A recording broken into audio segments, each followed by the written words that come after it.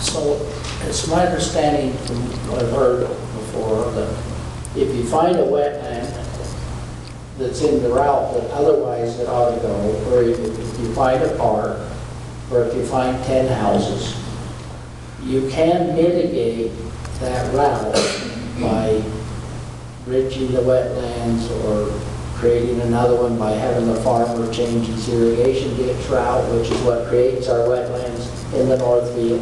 Okay? We could dry them up if we got anxious about it, just cut the irrigation and dry them. But if there's a park, you could mitigate by building a park somewhere else, right? You could mitigate the 10 houses if that was the route it needed to go by buying their houses. Just so I understand, any of those elements will not stop the road if in the alternative analysis there's a way to mitigate. Yeah, that's not untrue, but you're kind of fast forwarding through the process. So the process goes in terms of these resources: avoid, minimize, mitigate, okay? In that order, okay? And so, yeah, there are options to mitigate from wetlands that are unavoidably impacted, and there's also ways to mitigate for houses that can't be avoided. But we're still so early in the process, it's hard to answer that question specifically. But yeah, there's processes to deal with those kind of things should they come up. Well, I worked for Congress for 9 years, and when the Jordanelle was built, we lost stream fishing. Yeah. They mitigated it with reservoirs fishing, and to me that wasn't a mitigation for stream fishing, but they did, and I'm just somewhat You familiar. got ladders across the structure? I'm a little bit familiar with NEPA, okay, and it can be creative too if it wants to. It can. And every division or every public entity or federal entity has their own kind of regulations around NEPA. NEPA is not one consistent law against for every federal highways or the Bureau of Reclamation. It's implemented a little differently, but at the same time, we've got the opportunity to avoid, minimize, and mitigate, and that's what we're going to try to do. But first, we got to do is define the need, because that's going to drive this whole thing. Is there a need? And how are we going to accomplish that? And if there's not a need, let's pack up our bags and go home. If there's not a need, let's not do it. So I think that's step one. Let's not get ahead of ourselves. I know everyone wants the answer, and I can understand that. And I deal with this all the time, and I'm no expert. I couldn't even find my way here tonight. But first we got to agree on what the need is and what the purpose of our project is, and then that's going to drive what the alternatives are, if there are any, based on the need.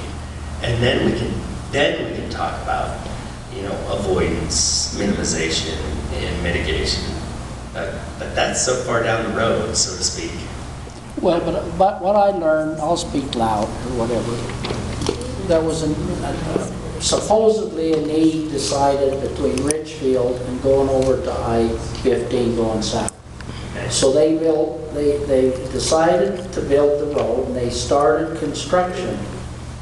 And all these things had been looked at, but there was a little hill they needed to remove to do that road, and they found out it was absolutely an ancient Indian village and burial site. Okay. But they'd already started the road construction from Richfield going toward the freeway. So they moved the burial site over into a really nice little museum. You can see if you ever want to go there. They moved it. So even when you decide a route and construction and everything, the Caterpillar can turn up a new alternative. I just want, it just never ends till the road's done. It's a fair point. You don't know what you don't know. And so even when we make a decision, or should we could start turning dirt and find out something that we didn't know. And that's always a changes. Could we go into the analysis phase, the middle blue box there, environmental analysis? Okay. Is that strictly environment, the way we think of it as wetlands and land and fishes and hills and that sort of thing, or does it also have the social justice impacts in that analysis? It does have that.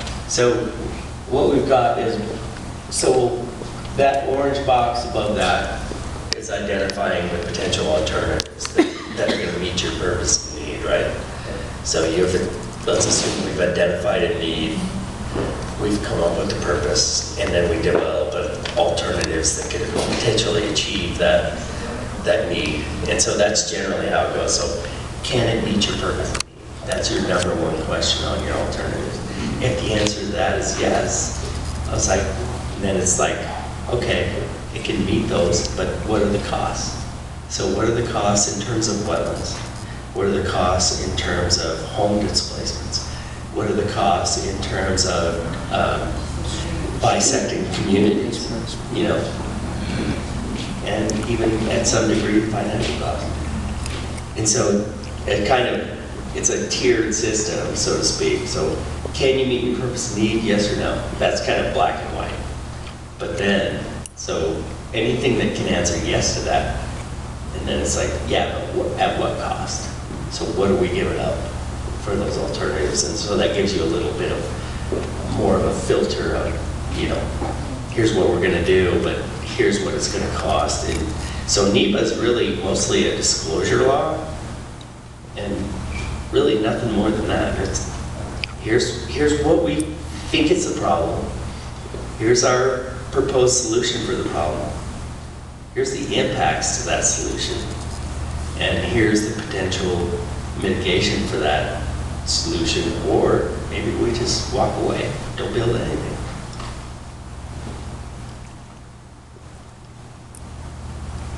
Are you going to contract out the EIS, or do you do that internally?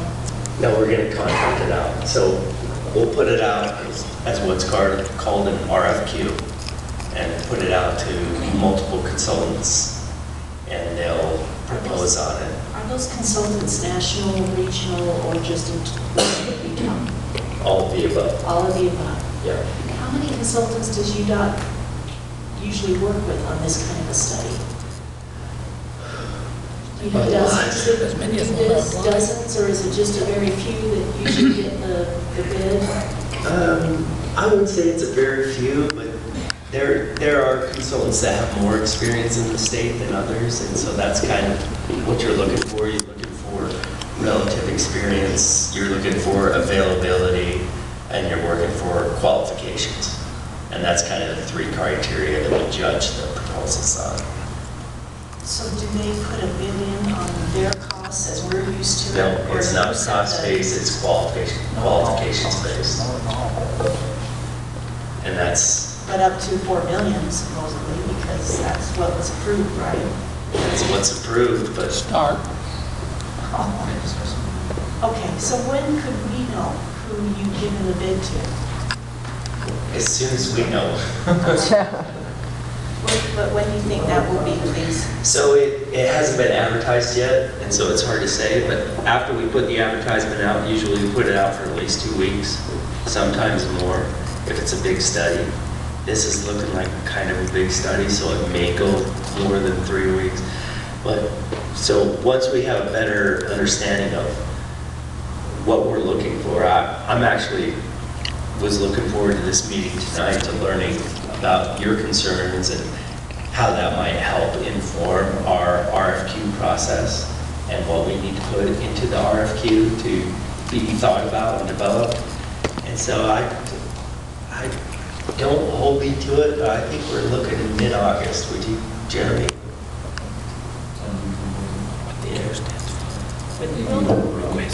Will the contractor do all of these boxes, all of the steps, even to the final EIS, or is that internal to you? Do you do the final EIS and the final record of decision? What part do they do, what part do you do? Okay, that's a good question. So when we get through, we're going to be coordinating all the way through, not only with ourselves, but with the county and with the city. We're not going to surprise anyone with any of this information. But as it gets to the draft EIS, that's where things start to come together. And we need to be all on the same page and understand what the impacts are, what the alternatives are, and maybe at that time, ideally, we'll be able to be on the same page of what a preferred alternative would be. And so when the draft EIS comes out, From the consultant. well, no, well, I wouldn't say just from the consultant, because we have weekly meetings. We don't just turn them loose. Like, we're in their business 24/7. And so when the draft EIS comes out, with the city and public input and the county, we'll have a good idea on what we think should be the preferred alternative. And so we can push that out to the public and say, given all of this information, all of these things that we've looked at, all of these alternatives, all of these environmental resources, this is what we think is the right alternative. And it might be the normal. Let's not forget that ever. And so that'll go out to the public, and then we're going to take 45 days to get the public comment on that. And then we have to respond to that and address it as necessary, right? And then we'll go back to the drawing board and refine or change, anything that needs to be done. And then where it moves to from there is the final EIS. And that is totally UDOT's decision. So UDOT has a memorandum of understanding with the Federal Highway Administration that we can act as a federal agency. And so UDOT has the authority to sign the record of decision. And there's two ways that can happen. It can happen concurrently with the final EIS. They can come out together, or they can come out separately if there's huge issues or big issues that haven't been resolved yet. Does that answer your question? So just to reaffirm, you're telling me that through the first column and the second column till you get to the bottom, it will be the consultant gathering the information, but UDOT that's making the analysis? Is that what you're saying at these weekly meetings? We will come together to go over the results of the field surveys and how they affect the potential alternatives. And so it's not, I don't want you to think that it's just the consultant in the black box Right. and then delivering us an answer, and we just, we are on the same page. We are in weekly meetings, we're coordinating, and so there's no surprises between UDOT and the community, I hope, by the time we get to that point. Okay, so the consultant's not going to come up with independent decisions. No. You're going to be reviewing their Absolutely. information weekly, and Yes. then you'll be the one generating the draft EIS. Well, when you say generating, no, they're going to be doing the work, but it goes through us. We review it. We're the ones responsible, Okay, and we have to own it. It's our decision. We're liable for it. okay. Brandon, how will the city, county, and the public be notified of those opportunities to give input? That's a good question.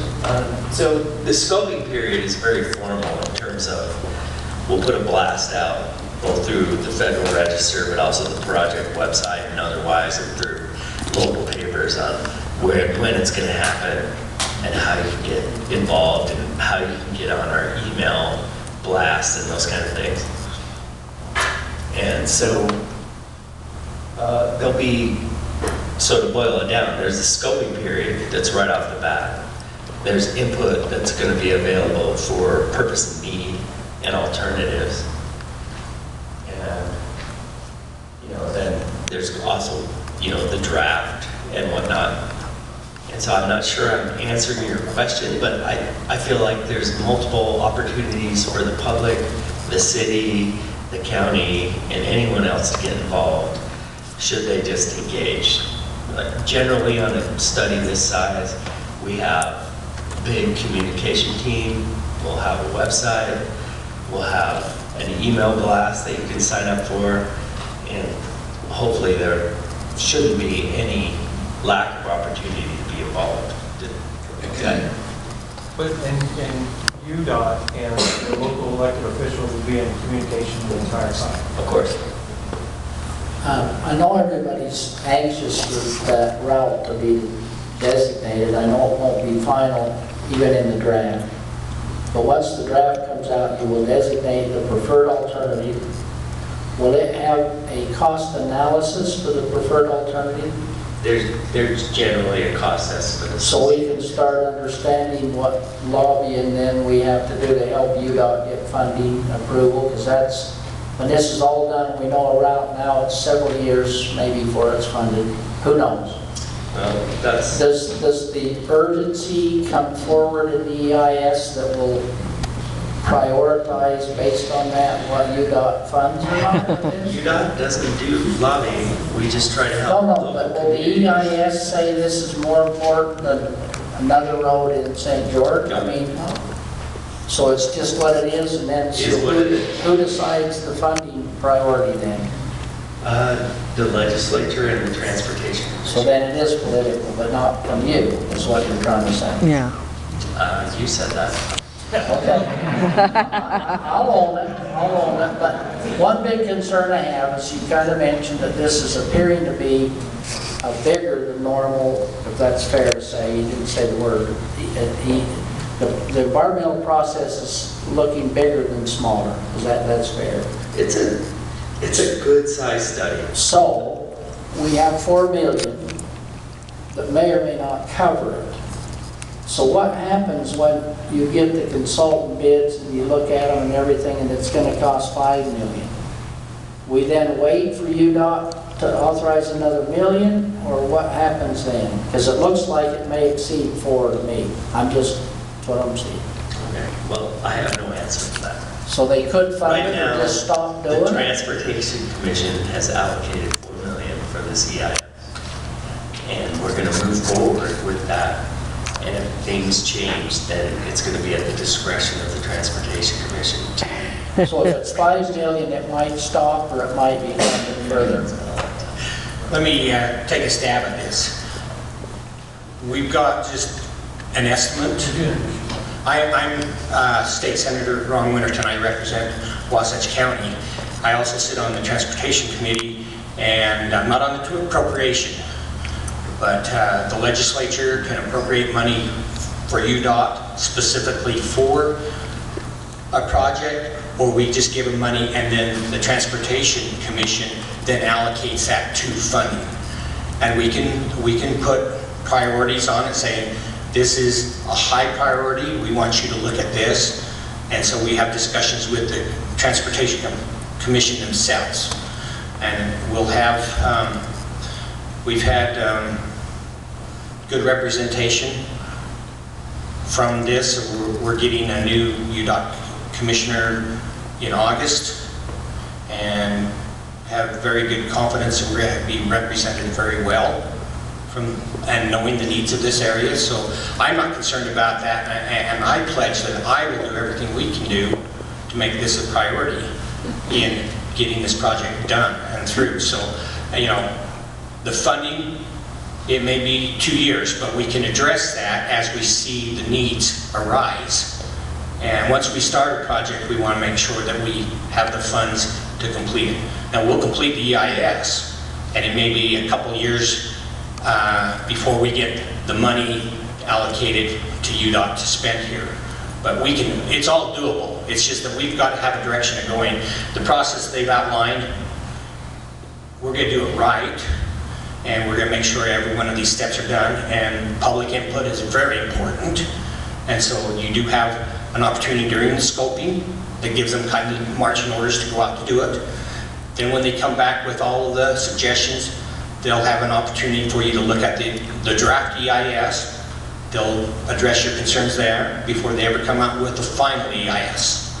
And at that time then UDOT, or they'll make recommendations to the commission and they'll decide which way they're going to go or how they're going to fund it. So it's very involved in the public. If you're paying attention, there's nothing done behind the scenes other than the guys out in the field gathering the information.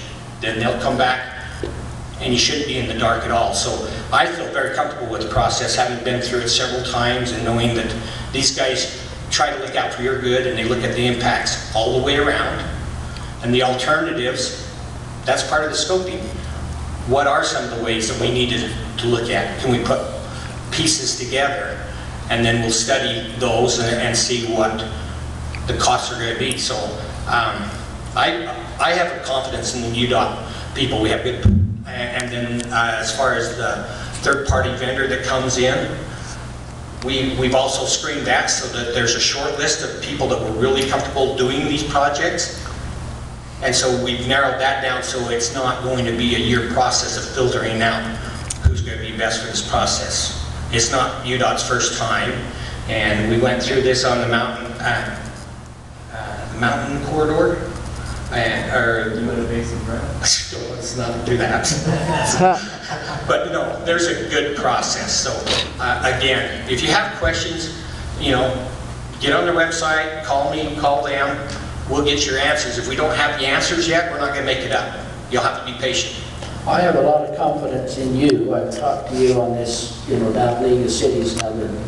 So they talked about the consultants and everybody else that the staff don't just turn them loose. They have input along the way.